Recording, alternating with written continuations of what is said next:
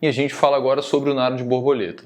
No nado de borboleta, a gente vai seguir a mesma estrutura que a gente seguiu para os outros 3 nados, né? Para o crawl, para o costas e para o peito. Eu quero que você consiga descrever esses fundamentos, lembrando que os fundamentos ou conteúdos de ensino são a mesma coisa, e eles são a pernada, a braçada, como é a respiração, como é a coordenação braço e perna, coordenação braço-perna, respiração. Você tem que ter condições de descrever a saída, a virada, a chegada. Então, para isso é importante que você treine a descrição desses fundamentos, né, desses movimentos, porque isso vai te ajudar depois a conflitar essa descrição com aquilo que você está vendo. Depois que você entende esses fundamentos técnicos, você tem que ter condições de propor exercícios de aprendizagens para cada um desses fundamentos técnicos. E lembrar também que, em função dos diferentes níveis de aprendizagem que os nossos alunos podem se encontrar, um exercício pode ser adequado para uma determinada etapa do processo de aprendizagem, mas não ser adequado para o outro. O que a gente já consegue entender? Que pela própria descrição que a gente está percebendo, na verdade, pela visualização desse movimento, a gente consegue ter uma noção de que o nado está sendo realizado na posição ventral, então parecido aí com o crawl e parecido com o peito. Por outro lado, os 2 braços estão na frente ao mesmo tempo e ele já está muito próximo da superfície, então ele está muito mais próximo de ser um nado simultâneo, como um nado de peito, do que um nado alternado, como é o nado de crawl. Tanto simultâneo em termos de pernada, quanto em termos de braçada. Então a gente vai perceber depois, melhor mais para frente, que os movimentos de perna e de braço, eles são simultâneos entre eles, né? Significa que o movimento de braço e de perna vão acontecer ao mesmo tempo, mas braço com braço é simultâneo e perna com perna também é simultâneo. Pelo movimento que a gente está percebendo da perna, talvez a gente já consiga perceber alguma semelhança com a pernada do nado de crawl. Legal, guarda aí algumas semelhanças. Qual seria mais uma vez a diferença? É que a pernada do nado de borboleta ela é simultânea e a pernada do nado de crawl ela é alternada. Diferente do nado de peito, que o nadador respira em todas as braçadas, porque a respiração é parte integrante do nado, no borboleta, assim como no nado de crawl, o nadador pode respirar a hora que ele quiser. Também percebam, lógico, que a recuperação dos braços no nado de borboleta é feito fora da água e pela lateral do corpo, né, não por dentro da água e pela frente do corpo, como acontece no nado de peito. E apesar de ser feito fora da água, como no nado de crawl, a recuperação ela é bem diferente. A gente não consegue ter esse rolamento, né, essa rotação do tronco para um lado e para o outro, porque o nado é simultâneo.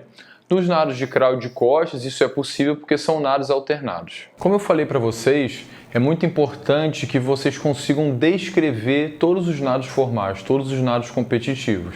E é isso que a gente vai discutir agora. Antes disso, a gente precisa entender que o nado de borboleta ele é caracterizado por um processo de ondulação. Se os nados crawl e costas têm processo de rotação de tronco, peito e borboleta, e principalmente o nado de borboleta, é caracterizado por movimentos ondulatórios, tá bom? O que a gente vai falar então agora é sobre essa descrição geral do nado de borboleta e a partir dos próximos vídeos a gente fala exatamente sobre cada um dos fundamentos técnicos. Esse aqui é o primeiro conceito que eu gostaria de discutir com vocês e o autor está falando para a gente o seguinte, que o nado de borboleta ele é uma técnica ventral, é uma técnica simultânea, simétrica e descontínua. A gente já falou por que o simétrico está entre aspas, e a gente já falou também o que caracteriza o nado como descontínuo. Os nados de peito e borboleta são nados descontínuos porque são nados simultâneos. Então o fato deles serem simultâneos vai fazer com que eles sejam descontínuos. Se eles são descontínuos, eles têm um momento de desaceleração grande. Isso faz com que sejam 2 nados mais cansativos para os nadadores. Se vocês repararem bem esse conceito, ele é exatamente o mesmo, esse conceito geral, né? Ele é exatamente o mesmo conceito geral que o autor apresentou para o nado de peito. Só que não é porque essa descrição geral é parecida que o nado em si é a mesma coisa. Se a gente for pegar os pormenores, os detalhes da técnica dos nados de peito e borboleta, vocês vão perceber que são nados completamente diferentes. Mas por que ter essa descrição em mente ela é importante? Porque ela traz para a gente uma imagem do movimento. O nado é ventral, então tem que estar de barriga para baixo. É simultâneo, legal, já sei o que é simultâneo, sei o que é simétrico, sei o que é descontínuo. Então você consegue caracterizar o nado a partir dessas descrições. Esse outro conceito que eu trago para vocês caracteriza bastante essa ideia do nado ser ritmo. E eu falei isso para vocês no nado de peito também. Os nados de peito e nados de borboleta são dois nados muito ritmos e é importante que a criança, que o aprendiz, entenda esse ritmo do nado para que ele consiga coordenar braço e perna com mais qualidade e automaticamente ele consiga nadar com mais facilidade também. Nesse outro conceito, ele traz mais uma vez a ideia de que o nado ele é simétrico, e a gente já discutiu esse assunto, e traz a ideia de que os movimentos de ondulação são feitos no sentido dos pés e da cabeça e não no sentido do eixo longitudinal, como acontecem nos nados de crawl e costas. A gente começa a falar sobre os fundamentos técnicos desse nado, e também discutimos o processo de aprendizagem desses fundamentos, processo de ensino-aprendizagem desses fundamentos. Mais uma vez, resumidamente, a gente tem que saber como ensinar a pernada, a braçada, a respiração e a coordenação do nado. Nesse vídeo especificamente, nós falaremos sobre a pernada do nado de borboleta. Nós já vimos nos vídeos anteriores que a pernada ela é simultânea. A pernada vai ter um movimento para baixo, que é chamado de movimento descendente, e um movimento para cima, que a gente vai chamar de movimento ascendente. É basicamente o movimento que a gente viu para a pernada do nado de crawl. Então, para baixo, o nadador chuta e para cima ele sobe com o joelho estendido. Só que a diferença é que agora os dois pés fazem o movimento ao mesmo tempo e como você não tem movimentos alternados, a perna não vai fazer isso como a gente viu no nado de crawl. Então, o movimento da perna vai ser sempre para baixo e para cima e nós teremos mais movimento do quadril também.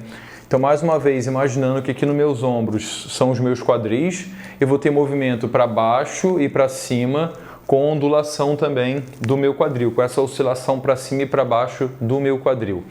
O movimento para baixo e para trás, ele é propulsivo, ele que vai jogar o nadador para frente, ele que vai ajudar no equilíbrio e na sustentação. O movimento para cima ele é basicamente o retorno da perna para o movimento inicial, para o momento inicial. Uma coisa importante aqui, por que esse autor divide em pernada 1, fase descendente 1 e depois fase descendente 2, fase ascendente 1 e fase ascendente 2? Porque, como nós veremos mais para frente com mais profundidade, a gente tem para cada ciclo de braço 2 movimentos de pernada. Então, eles chamam de pernada 1, um primeiro momento da braçada, que é quando o braço está entrando na água, e eles chamam de pernada 2, o segundo momento da pernada, quando os braços estão saindo da água. Por que entender que são 2 pernadas é importante? Primeiro, por causa da coordenação de nado, e segundo, porque a gente vai entender que uma pernada ela tem uma característica um pouquinho diferente de uma outra pernada.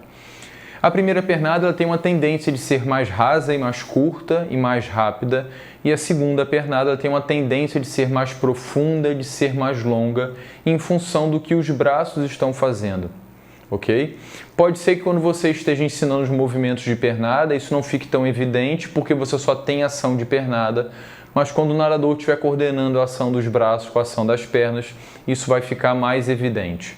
Então a gente tem um momento de descida das pernas, que a gente chama de descendente, e um momento de subida das pernas, que a gente chama de fase ascendente.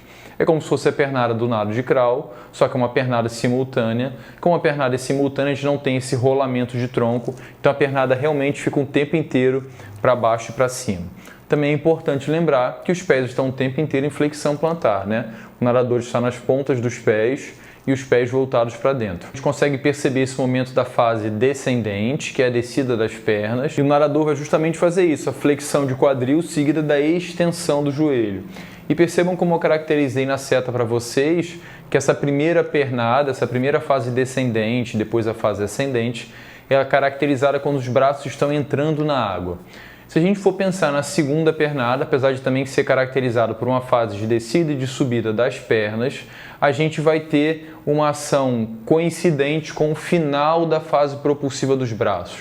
Então, uma pernada ela acontece quando as mãos entram na água e a outra fase da pernada ela acontece quando os braços estão saindo da água. De qualquer maneira, é importante que o nadador compreenda, por causa do ritmo que eu falei para vocês, quando esses 2 momentos acontecem. Então a gente tem um momento que o nadador chuta para baixo, um momento que o nadador retorna a perna para cima com o joelho estendido, e é o que a gente consegue perceber nessa imagem. O que vai acontecer? O nadador está tirando a mão da água, não sei se vocês conseguem perceber, a mão esquerda desse nadador está saindo da água, então ele terminou de fazer a fase propulsiva da braçada, que coincidiu com a extensão completa do joelho, o nadador vai ficar nessa posição. Depois que o nadador fizer a fase de recuperação dos braços fora da água e a mão for entrar na água novamente, nós teremos essa flexão do quadril para depois fazer a extensão do joelho. Como eu falei para vocês, como ele está fazendo só movimento de pernada, aqui a intenção é entender como é a ação em si dos membros inferiores. Ele não está tão preocupado com pernada curta, pernada mais longa, então a pernada em si ela tem um mesmo ritmo o tempo inteiro.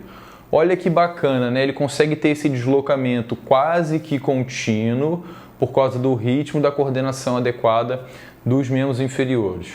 No caso, esse nadador está fazendo isso respirando para frente, é um nível mais avançado. Dependendo do nível dos nossos nadadores e da característica da piscina, é lógico, a gente poderia pedir para os nadadores colocarem o pé no chão, que é mais fácil, porque aqui ainda tem a exigência de coordenar essa ação da respiração com a ação dos membros inferiores. Vamos ver então como é que a gente vai ensinar essa ação dos membros inferiores. Eu gosto muito de ensinar a pernada do nado de borboleta seguindo a mesma lógica que a gente discutiu para a pernada do nado de peito, submerso. Então eu sugiro, só uma sugestão, que os nadadores primeiro experimentem essa ação de ondulação, como se fosse uma cobrinha nadando, como se fosse um golfinho, submerso. Por quê? Porque com o corpo totalmente submerso eles conseguem experimentar essa sensação, a resistência da água, tanto na fase descendente quanto na fase ascendente. E geralmente eu peço também que os nadadores comecem com as mãos ao lado da coxa, porque fica mais fácil dele fazer todo o movimento do que com as mãos para frente. Então o nadador ele pode fazer esse movimento com a mão na coxa, com uma das mãos para frente, com uma mão para frente, uma mão na coxa, com as duas mãos para frente, criando até resistência, com as mãos numa posição ruim. Isso não tem problema. E ele tem que ter essa ideia do movimento. Depois o movimento é mais do abdômen para baixo, mas no início, para que ele entenda a sequência do movimento, você pode até sugerir que ele comece o movimento na cabeça dele. Então ele vai fazer a ondulação pensando no movimento a partir da cabeça, como se fosse dado uma chicotada para o restante do corpo dele até chegar lá na ponta dos pés. Nada impede também que você peça para o seu nadador fazer esse movimento de ondulação na posição vertical. O que a gente tem que ter em mente aqui? Esse movimento de ondulação na posição vertical vai precisar de uma piscina mais funda, é lógico, mas o principal problema não é esse. É um movimento que se torna muito mais difícil. Se você tirar as mãos da água, a tendência é que o seu corpo afunde com mais velocidade, com mais rapidez. Então você pode começar com as mãos numa posição mais confortável, seja ajudando, ou seja com a mão levemente para fora, ou até para dentro da água. E se for o caso, depois de você intensificar esse exercício, criar dificuldade no exercício, você pode ir tirando as mãos do nadador da água. Uma outra proposta muito interessante para quem está aprendendo é usar a nadadeira para que o nadador consiga criar essa resistência dos pés dele com a água com mais facilidade. Então você está, em tese, dificultando o movimento, criando mais resistência com a água, para que ele sinta a água com mais intensidade e assim ele consiga produzir força de maneira correta. A intenção, mais uma vez, aqui não é treinamento, não é fazer grande volume de ondulação, não é nada disso. É ele experimentar o equipamento com a finalidade de aprendizagem, não de condicionamento físico. Em função disso, então, a sugestão é que ele faça pequenas distâncias, com uma boa quantidade de descanso, de recuperação, com um feedback constante do professor para que ele possa se corrigir. Você pode, então, a partir desses movimentos com ou sem a nadadeira, propor diferentes tipos de atividades dentro da água. Atividades talvez mais direcionadas ou atividades lúdicas.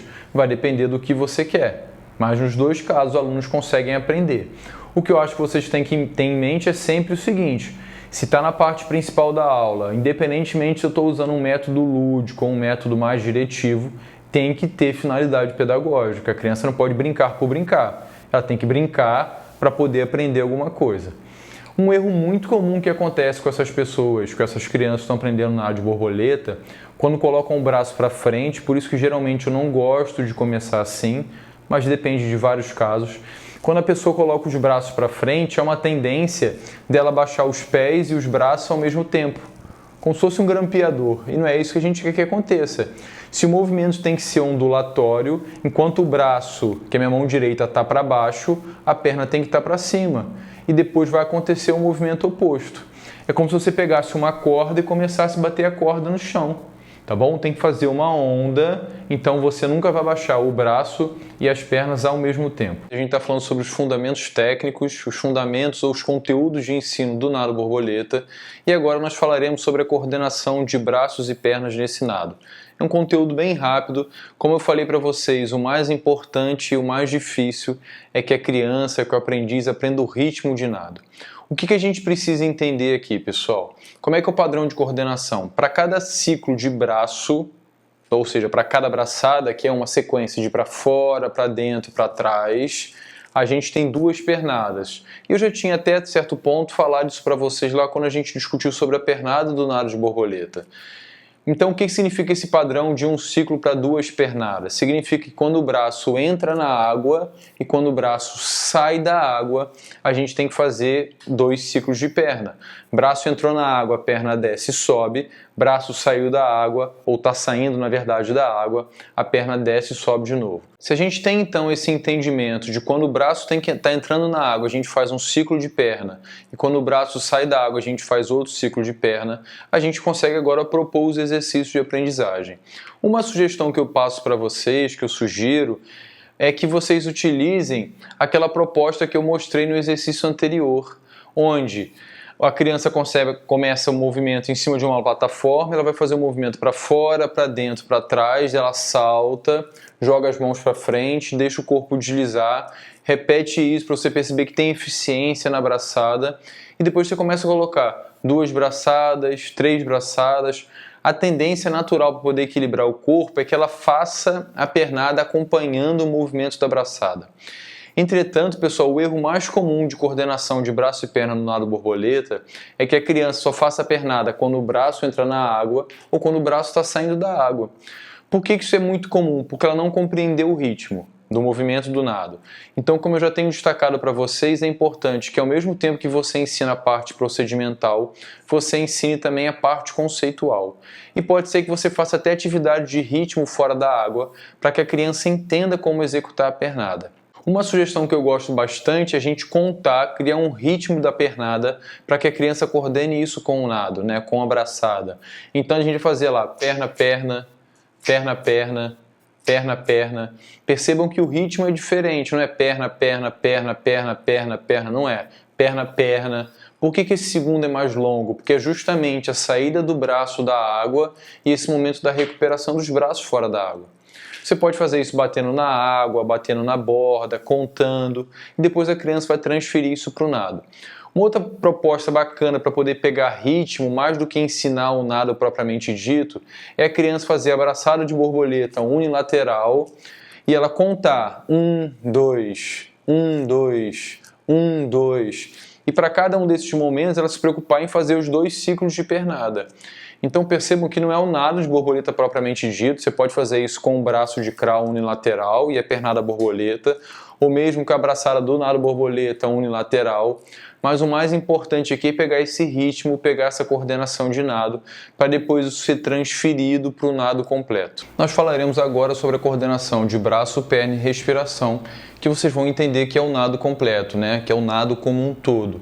A gente partiu de uma proposta onde a gente começou ensinando a pernada, depois falamos da braçada, da coordenação braço e perna, respiração, e agora a gente fala da coordenação do braço e perna e respiração. E aqui é interessante vocês entenderem que é como se a gente estivesse realmente ensinando o nado todo e você estivesse fazendo as correções a partir da totalidade do movimento. Tudo que a gente fez anteriormente era basicamente de fracionar o nado em suas partes e a gente foi somando essas partes e agora a gente tem o nado como um todo. O que a gente pretende aqui então? Entender como a gente vai ensinar e vai sedimentar essa técnica que a gente fez isoladamente nas atividades anteriores. Então nada impede que você repita as mesmas propostas que já foram feitas anteriores. Todos os exercícios que nós propusemos só para pernada, para braçada, para coordenação agora braço e perna principalmente, e para respiração com coordenação braço e perna e respiração principalmente, devem ser repetidos. E agora o foco não é mais só na pernada, não é só mais na braçada ou só na respiração. O nosso foco de observação é no nado como um todo. A gente quer ver o nosso nadador e perceber que existe harmonia nos movimentos que ele está realizando. Mais uma vez, para que isso aconteça, a gente precisa oportunizar que as distâncias de repetição sejam curtas e essas distâncias vão aumentando aos poucos. A gente está falando de aprendizagem, está falando de crianças. O foco não é condicionamento físico. E nada impede que você aos poucos vá aumentando a distância e automaticamente também tentando oportunizar mais descanso para que a qualidade do movimento continue existindo. Nesse vídeo do nado borboleta, a gente vai falar sobre a saída de bloco. E se você lembra das discussões que eu fiz com vocês para o nado de peito, vocês perceberão que esse é um fundamento que agora eu vou falar muito rapidamente. Por quê? Porque toda a ideia que a gente construiu para o nado de crawl, que a gente construiu para o nado de peito, é a mesma que a gente vai utilizar para o nado borboleta. Como eu disse para vocês, o posicionamento em si no bloco, se a saída vai ser de agarre, se a saída é de atletismo, se a saída é com os pés alternados, isso não vai mudar. O que vai mudar no nado de peito é o que o nadador fará na fase submersa, que nós falamos que é a Filipina, e depois o nado em si. Mas o restante é muito parecido. Então, pessoal, mais uma vez, nada justifica que a gente deixe de ensinar esses conteúdos aos nossos alunos. Primeiro porque mesmo que ele não seja atleta, mesmo que ele não vire um nadador de competição, isso pode ser importante para as experiências gerais dele, para que ele domine o corpo dele, para que ele saiba fazer mais coisas dentro da água. E na segunda opção, mesmo que ele venha se tornar um nadador, se você conseguiu ensinar isso para um nado, isso serve para todos os outros. Mais uma vez eu sugiro que no início você comece com distâncias pequenas, você pode só fazer realmente a série de bloco, faz a saída, ondula, faz uma ou duas braçadas, descansa, repete isso novamente. E depois você pode fazer parte da própria série de aprendizagem. Vamos dizer que o seu nadador já tem condições de nadar 25 metros borboleta. Ao invés de sair de baixo, ele pode sair do bloco. Mesmo que você não dê a saída, ele pode fazer isso com saída livre. Ele se posiciona, ele imagina lá que você está dando a largada, ele faz a saída, faz as ondulações que você combinou com ele, depois ele sai para o nado e faz os 25 metros. E o nosso foco agora será lá nos dois últimos fundamentos técnicos ou conteúdos de ensino, que são a virada e a chegada. A virada vai seguir a mesma lógica que eu falei para vocês do nado de peito.